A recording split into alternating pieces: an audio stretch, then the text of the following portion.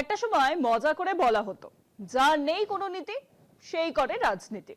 কিন্তু বামপন্থীদের তো নীতি আছে বলেই জানা গেছে এতদিন। সেই জানা কি ভুল ছিল? সিপিএম এর মোহাম্মদ সেলিম আর আমজনতা উন্নয়ন পার্টির হুমায়ুন কবির, পর্দার আড়ালে কি এই দুজনের কোনো নতুন হিসেব নিকেশ তৈরি হচ্ছে এই ভোট বাজারে? রানীনগর বিধানসভা কেন্দ্র থেকে সেলিমকে প্রার্থী হওয়ার খোলাখুলি ডাক পাঠিয়েছেন হুমায়ুন কবির। শুধু তাই নয়, সেলিম সেখানে দাঁড়ালে নিজের দলের প্রার্থীও সরিয়ে নিতেও রাজি তিনি। সেলিম কিন্তু এ নিয়ে এখনো পর্যন্ত মুখ খোলেননি। না, এ নিয়ে একটা শব্দও বলেননি সেলিম। ফলে প্রশ্ন উঠছে, এটা কি নিছক রাজনৈতিক কৌশল, নাকি আড়ালে আড়ালে চলছে অন্য কোনো অঙ্ক?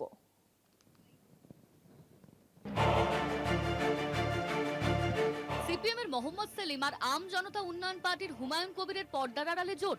মুর্শিদাবাদের রাজনীতিতে এখন যেন এটাই সবচেয়ে চর্চিত অফ দ্য রেকর্ড গল্প।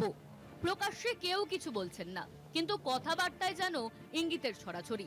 আর সেই ইঙ্গিতের আগুনে ঘি ঢাললেন হুমায়ুন নিজেই।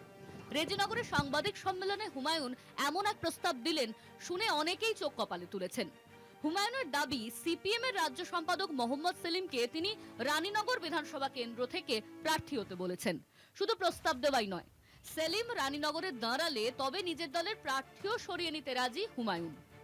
একমাত্র সিপিএম এর সঙ্গে জোট হলে সেলিম সাহেব যদি ভোটে দাঁড়ায়, তাহলে রানীনগর ডাক্তার হুমায়ুন কবিরকে প্রার্থী করা আছে, সেই হুমায়ুন কবিরকে সরাবো যদি সেলিম সাহেব প্রার্থী হয়। এটা রাজা রানীর গল্প নয়, সম্রাট সম্রাজ্ঞীর গল্প নয়। বামফ্রন্ট আলোচনা করছি, আমরা আসন সমঝোতা করেছি, তারপরে বৃহত্তর বামফ্রন্টের বাইরে যারা বাম শক্তি আছে তাদেরকে নিয়েছি, তারপরে বিজেপি আর তৃণমূলের হয়ে কথা বলবে না, তাদের পক্ষে যাবে না, এরকম লোকজনের সঙ্গে আমরা কথা বলবো। আর আমি কোথায় দাঁড়াবো সেটা আমার দল ঠিক করে, আমিও ঠিক করি না। আর হুমায়ুনের এই কথাকে কোনো গুরুত্ব দেননি তৃণমূল নেতা জয়প্রকাশ মজুমদার।